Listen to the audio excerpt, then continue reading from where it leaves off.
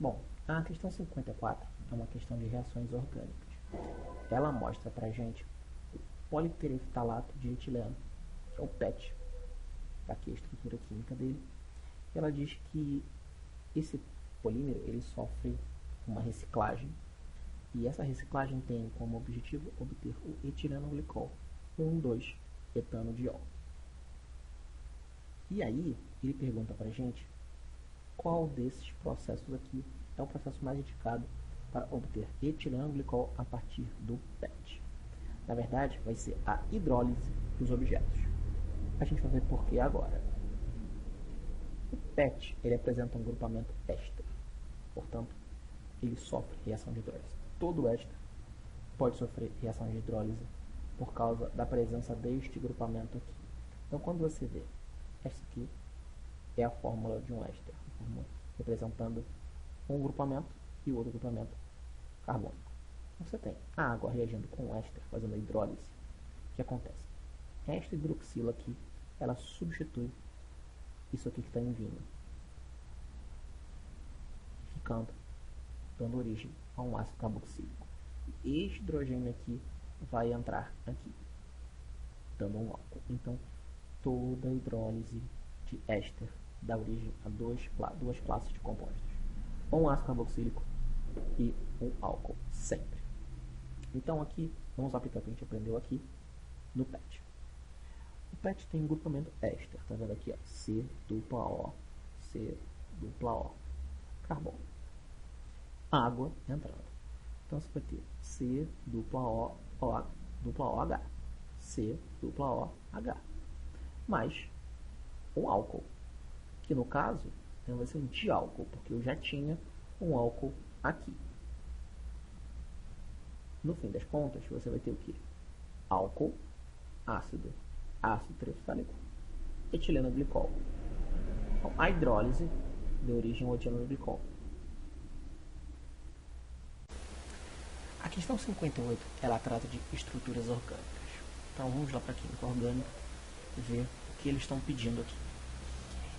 Ele fala que o citral, ele quer saber a fórmula estrutural do citral.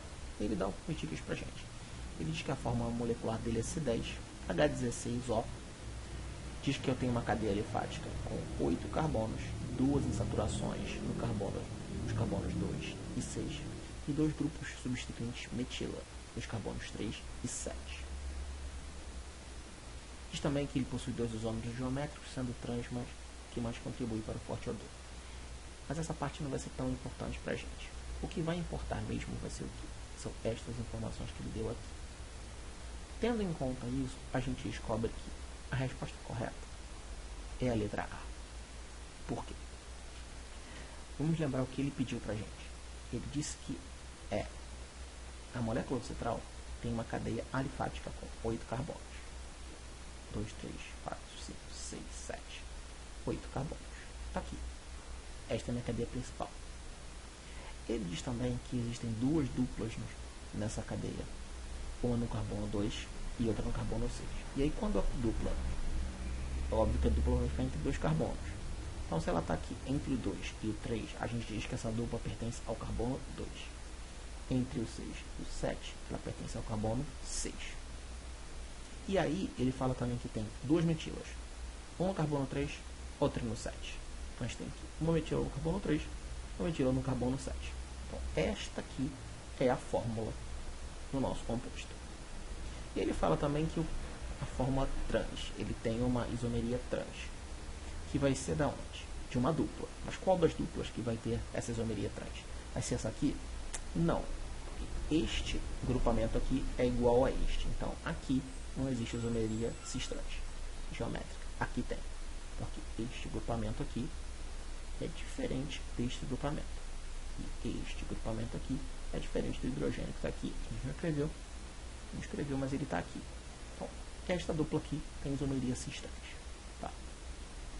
O nome e o par desse composto seria o 3,7 de metil, 2,6 octagenal. Este é o nome e o par do composto e esta é a fórmula estrutural que ele pediu. Outra coisa que é importante a gente ver também é a fórmula molecular desse composto.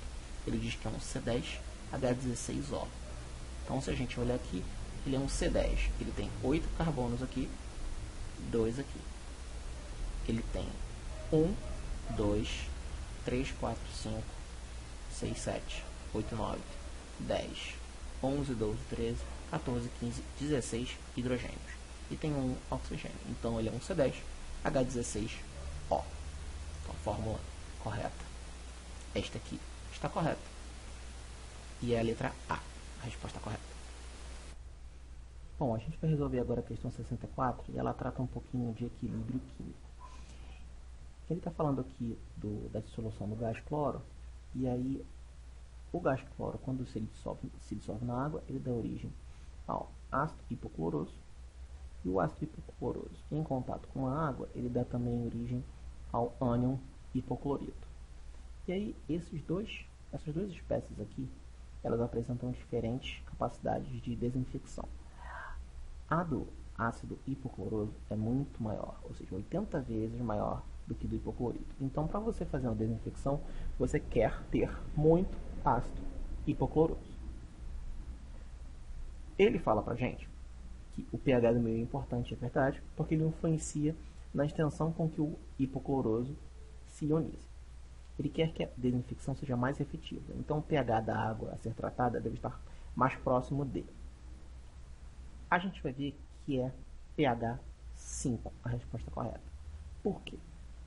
A gente tem que tratar, são dois equilíbrios ao mesmo tempo. Então, vamos tratar primeiro de um desses equilíbrios aqui, que é este aqui, o equilíbrio B. Ou seja, eu tenho o ácido hipocloroso reagindo com água, dando o hidrônio, que é o produto da acidificação da água, com o ânion hipoclorito, perdão. E aí, você tem o quê? Este equilíbrio aqui, o que você quer fazer? Se isto aqui é muito desejado, você quer deslocar esse equilíbrio para lá, para a formação de ácido hipocloroso. Como é que você faria isso? Mexendo no pH. Colocando muito dessa espécie aqui, ou seja, tornando meio muito ácido, pH baixo. Se você coloca muito disso aqui, você desloca o equilíbrio para consumo disso e formação destas duas espécies, mas principalmente desta aqui, que é o que a gente quer. Então, inicialmente, a gente poderia colocar o pH 0. E aí, com o pH 0, você teria isso aqui sendo formado em muita quantidade. Somente por este equilíbrio. Só que existe este equilíbrio também, que a gente não pode deixar de considerar. Segundo este equilíbrio, eu tenho gás cloro mais água, dando origem ao ácido hipocloroso mais H3O+, mais cloreto. Se eu aumento muito o pH, se eu aumento muito a concentração de H3O+ aqui, eu aumento muito ela aqui também. Esses equilíbrios eles são concomitantes. Então, se eu aumento aqui, eu aumento aqui. Aumentando aqui, o que vai acontecer com esse equilíbrio? Ele vai se deslocar para quê? Para o consumo disto aqui. Ou seja, se eu aumentar muito a concentração de H3O+, eu, em seguida, diminuo a concentração disto e ainda gero gás cloro, que é tóxico. Ou seja, eu não posso jogar o meu pH muito para baixo. Se eu colocar pH 0 aqui, e aqui também, né? Se eu coloco ele aqui, pH 0 aqui é bom. Eu gero HClO. pH 0 aqui é ruim, porque eu consumo esse HClO que eu estou gerando. Eu tenho que chegar num meio termo em que eu tenha pH ácido, porque isso aqui só vai existir em pH ácido. Então, o pH tem que ser ácido. Ele não pode ser neutro nem básico, mas não pode ser muito ácido. Senão, eu consumo tudo isso aqui e ainda libero Cl2, que é tóxico. O que eu tenho que fazer? Eu tenho que ver uma alternativa que seja ácida, essas duas. Não pode ser nem básico, nem neutro. Tem que ser ácido. Então, pH 0 é ácido, pH 5 também é ácido. Só que não pode ser tão ácido assim, porque senão eu libero Cl2. Então, a resposta correta é a alternativa B, pH 5.